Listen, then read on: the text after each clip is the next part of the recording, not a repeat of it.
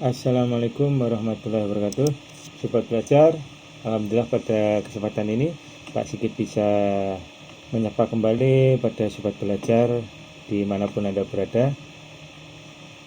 Pada video kali ini Pak Sigit akan membahas yaitu faktor persekutuan terbesar FPB dan kelipatan persekutuan terkecil atau biasa disingkat dengan KPK. Untuk menentukan kedua nilai ini yaitu FPB dan KPK ada 3 cara yang akan kita bahas pada kesempatan itu.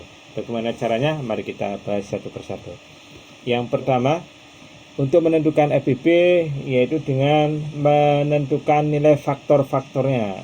Pak Sigit pada kesempatan ini punya 2 bilangan yaitu 24 dan 48. Faktor dari bilangan 24 yaitu 1, 2, 3, 4, 6, 8, 12, dan 24. Sedangkan faktor dari 48 yaitu 1, 2, 4, 6, 8, 12, 24, dan 48. Dari faktor 2 bilangan ini, 24 dan 48, ada faktor-faktor bilang yang sama, yaitu 1, kemudian 2, kemudian 4, kemudian 6, 8, 12, dan 24. Dari faktor yang sama ini kita pilih yang terbesar untuk menentukan FPB yaitu 24. Jadi faktor persekutuan terbesar atau FPB dari bilangan 24 dan 48 yaitu 24. Jadi kita pilih yang terbesar kalau caranya menggunakan atau menentukan faktor-faktornya. Kemudian cara yang kedua yaitu menentukan dengan pohon faktor. Seperti apa pohon faktor itu? Ini pohon faktor bisa dilihat ya di video itu ada 24, kemudian ada lingkaran-lingkaran ini pembagi. Pak Sigit ambil dari bilangan prima. Bilangan prima itu bilangan yang habis dibagi dengan bilangan itu sendiri ya. Jadi bilangan prima yaitu bilangan yang habis dibagi dengan bilangan itu sendiri, hanya mempunyai faktor bilangan itu sendiri. Contoh bilangan prima dari 1 sampai 20 yaitu 2, 3, 5, 7, 11, 13, 17, dan 19. Oke, untuk faktor dari ini dari 24 ya, kita bagi 2. Kemudian ketemu 12, kemudian kita bagi 2. Ketemu 6 kita bagi 2, ketemu 3. Jadi faktorisasi dari bilangan 24 yaitu 2, 2, 2, dan 3.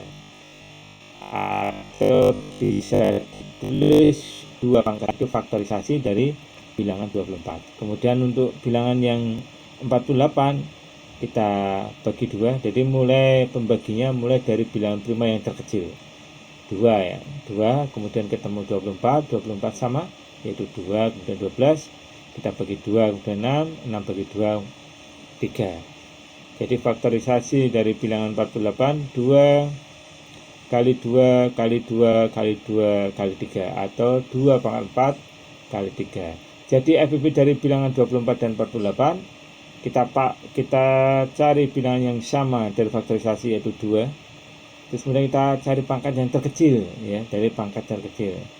Kemudian cari bilangan yang sama lagi yaitu 3. Jadi FPB dari 24 dan 48 2 pangkat 3 kali 3 sama dengan 24.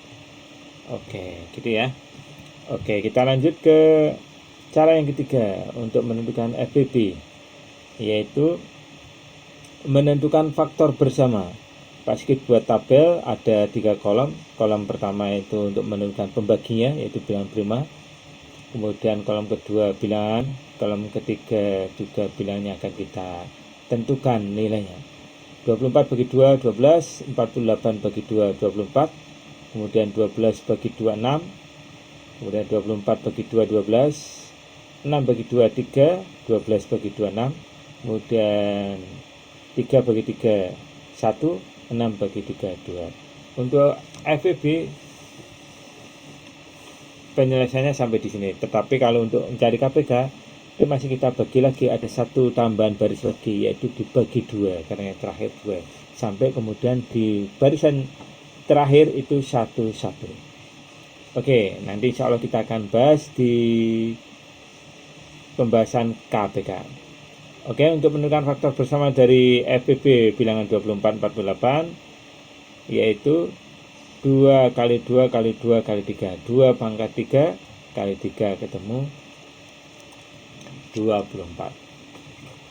Oke, selanjutnya kita akan membahas KPK, kelipatan persekutuan terkecil. Namanya kelipatan, jadi dia penggandaan ya. Lipat 1, lipat 2, digandakan 1, gandakan 2. Seperti itu. Yang pertama kita tentukan, tetap masih ada 3 cara sama dengan FPB.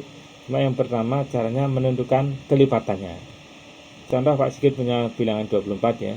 Kelipatannya berarti dia dikalikan ya, berapa kali? Kalikan 1, kalikan 2, kalikan 3, kalikan 4, kalikan 5, dan seterusnya. 24 kali 1, 24. 24 kali 2, 48. Kemudian 24 kali 3, 72. 24 kali 4, 96. Kemudian 24 kali 5, 120. Kemudian untuk bilangan yang berikutnya, kelipatan dari 48 yaitu 48 kali 1, 48. 48 kali 2, 96. 48 kali 3, 144. 48 kali 4, 192. Kemudian 48 kali 5, 240. Dari dua bilangan ini kelipatannya yang sama yaitu 48 kemudian 96. Karena yang kita cari adalah kelipatan persekutuan terkecil, maka kita cari yang dua-dua memiliki kelipatan yang sama, dan yang kita ambil adalah yang terkecil. Jadi KPK dari bilangan 24 dan 48 adalah 48. Oke, selanjutnya kita cara yang kedua yaitu menentukan dengan bound factor. Untuk menentukan bound factor ini FPB dan KPK sama persis dalam penurunan bound factor. Cuma nanti dalam menentukan faktorisasi perhitungan yang diambil ya. Jadi perhitungan yang diambil itu dari bilangan 24 48 ini kita ambil faktorisasinya 2 pangkatnya yang terbesar. Kemudian yang sama lagi yaitu 3. Seperti itu ya. Kemudian akhirnya KPK dari bilangan 24 dan 48 2 pangkat 4 kali 3. Seandainya ada bilangan lagi di belakangnya ini ada 5, maka 5 ini tetap kita ikutkan dalam perkalian. Jadi bedanya dengan FPB seperti itu. Kalau FPB kita cari yang sama saja, yang tidak sama tidak ikut dihitung, kemudian dicari pangkat yang terendah. Kalau KPK itu cari pangkat yang besar, kemudian cari yang sama lagi, kemudian yang tidak sama tetap kita hitung menjadi salah satu bagian dalam menentukan KPK. Oke, jadi KPK dari bilangan 24 dan 48 2 pangkat 4 kali 3 yaitu 48. Oke, sama dengan cara yang pertama tadi menentukan kelipatan. Oke, cara yang ketiga yang terakhir yaitu menentukan faktor bersama. Perbedaannya dengan FPB yaitu di terakhir di baris ke 1, 2, 3, 4, 5, di baris ke-5. Jadi di baris ke-5 ini sampai kemudian yang terakhir itu 1 ya. 1. Akhirnya kemudian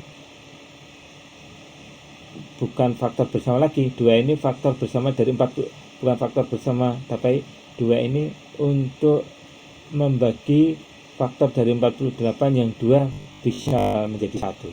Oke, seperti itu. Ini untuk menentukan KPK.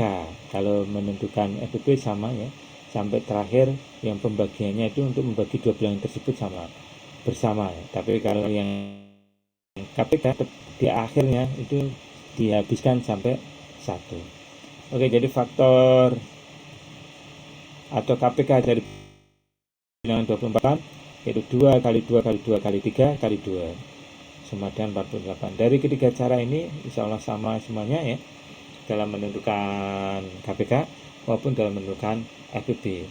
Kalau Pak Sigit sarankan untuk anak-anakku semuanya, sobat belajar, cara yang terbaik adalah menggunakan bound factor, karena bound factor bisa untuk menentukan segalanya, bahkan untuk menyederhanakan pun dari soal-soal penyederhanaan pecahan itu dengan bound factor juga bisa. Demikian sobat belajar, semoga bermanfaat, dan jika anak-anakku semuanya sobat belajar menemukan masalah soal-soal, silahkan ditulis di kolom komentar dan insya Allah akan Pak Sigit bahas. Terima kasih sobat belajar, selamat belajar dan terus belajar. Semoga kita dimudahkan. Wassalamualaikum warahmatullahi wabarakatuh.